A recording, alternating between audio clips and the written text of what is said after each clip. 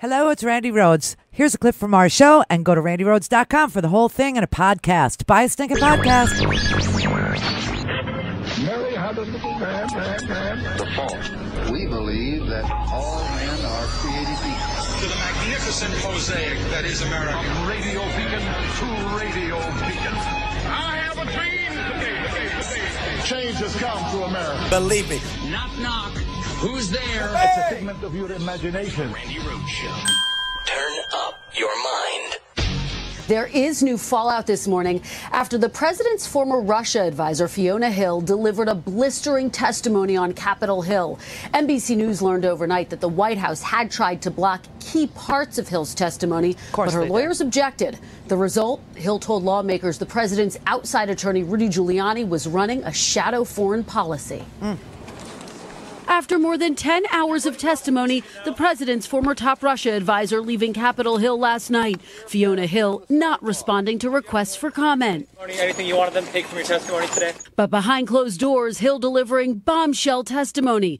The New York Times reporting Hill told investigators former National Security Advisor John Bolton was so concerned about Rudy Giuliani's effort to get Ukraine to investigate the president's political opponents, he told Hill to alert White House lawyers. That's according to 3 people who heard her testimony. In addition to Giuliani, the sources added, Hill says Bolton also told her to report EU Ambassador Gordon Sondland and acting White House Chief of Staff Mick Mulvaney. NBC News confirming that Hill also testified Bolton wanted no part of the, quote, drug deal, adding that Bolton previously called Giuliani a hand grenade who's going to blow everyone up. Overnight, key Democrats reacting. All of these witnesses are filling in the picture of what was taking place. As some Republicans took aim at the entire inquiry. I've never heard of or seen any type of grand jury testimony anywhere in America that works quite like Adam Schiff's kangaroo court. And it could be another critical day. George Kent, the State Department official responsible for Ukraine, is expected to testify. Kent will likely defend the ousted ambassador to Ukraine, Marie Yovanovitch. Kent previously suggesting in internal State Department emails that the ambassador had been the victim of a disinformation campaign. Those emails were obtained by Congress. Giuliani has acknowledged he was among those pushing for her removal. Disgusting. You have Rudy Giuliani and the president of the United States shaking down and extorting another ally, Ukraine, for military aid, for about $400 million worth of military aid in exchange for investigating his political rival. Okay? That's never happened. That is sick. That is disgusting. And here's the breaking news for this afternoon. Today was the day that Rudy Giuliani had a deadline to comply with a subpoena for documents. Today was the day. Rudy Giuliani has just said that he's going to defy the subpoena. You may have heard Mick Mulvaney's name in there. Mick Mulvaney used to be the Office of Management and Budget. Okay, now he's Chief of Staff and the Office of Management and Budget. Seems like the military aid was suspended by the Office of Management and Budget, Mick Mulvaney. Mick Mulvaney also says he's not going to comply with his subpoena. Today is also the deadline for subpoenas to the Pentagon.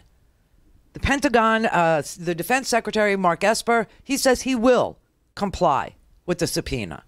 So all we've had so far, believe it or not, we've only had 3 witnesses. We had Volker, who brought all those text messages, which are devastating. The president really wants the deliverable, which is the dirt on Biden. The president wants, Zelensky to sign off on this statement that we're going to write for him, saying that Biden was dirty and that he's going to investigate Biden's corruption at Burisma. You've got all these text messages. You have a text message from Bill Taylor, who is a career diplomat, is saying, are we now saying that the defense of Ukraine is predicated on the president getting an investigation into his political rival? Are we now saying that? 4 hours then goes by, and then Sondland sends what he will testify to on Thursday was Donald Trump's denial of a quid pro quo. Sondland testifies on Thursday. So today was a subpoena deadline for a lot of people. It was a subpoena deadline for Rudy. It was a subpoena deadline for the Pentagon. They'll comply. And it was a subpoena deadline for the Office of Management and Budget. They are not going to comply. This is even more obstruction of justice. It's actually obstruction of Congress. It's defying congressional subpoenas. That was Article 3 in the Nixon impeachment. obstruction of Congress. If we are to be faithful to our oaths to support the Constitution, we must find him faithless in his. And I cannot in good conscience turn away from the evidence of evil that is to me so clear and compelling. He repeatedly and knowingly deceived the American people who trusted him and wanted to trust him. My faith in the Constitution is whole, it is complete, it is total. And I am not going to sit here and be an idle spectator to the diminution, the subversion, the destruction of the Constitution. Barbara Jordan, amazing. Elizabeth Holtzman. You know, I mean, Article 3 of the Nixon impeachment was obstructing Congress. He would not turn over the tapes, right? And the Supreme Court unanimously decided that he had to. That there is no privilege for the corruption of the president. There's a crime fraud exception to every privilege that the president could and would claim. And that means that there is no privilege in the case of a crime being committed or a fraud being perpetrated on the American people. You can't claim any privilege exists. It's the law. We are a nation of laws. And what's interesting is the Republicans never talk about the crime fraud exception. The Republicans never discuss Congress as a grand jury situation, which it is. The Republicans just sit there and they obfuscate, they lie, they cover for the president. But, you know, Jamie Raskin, ever since the Syria, betrayal, and this is a huge, huge betrayal of the Syrian Kurds who lost 11,000 people, 24,000 of them wounded. U.S. forces, if you want to read the newspaper, I wish people would read a newspaper, but in the Washington Post today, there's a report that says that that the former top CIA official who put together the safe zone for the Kurds with the cooperation of Turkey and the cooperation of the Syrian Defense Forces, that we had this peace going there. It was fragile, but it was there. They were still working on what is a safe zone for the Kurds. We wanted a no-fly zone to protect them.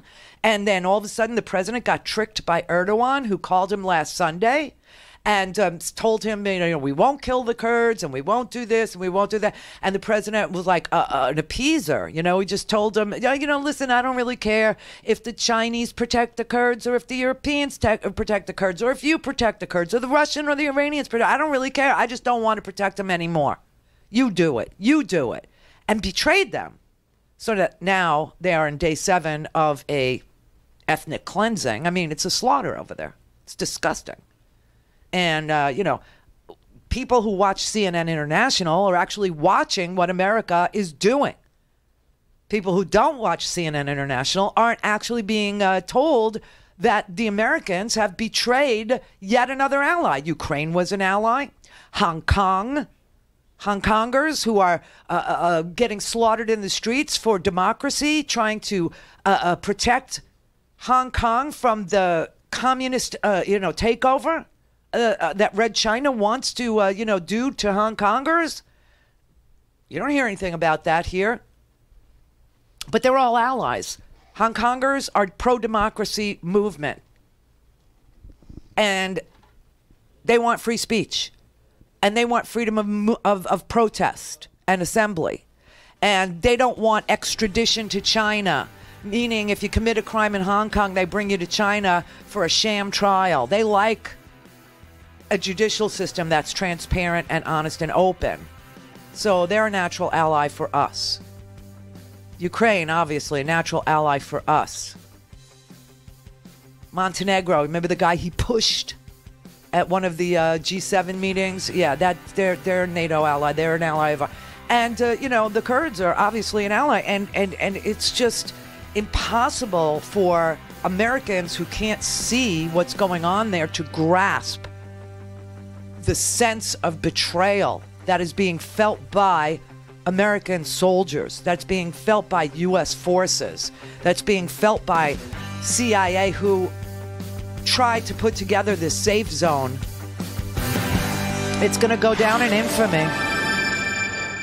Go to RandiRhodes.com for the whole thing and a podcast. Buy a stinking podcast.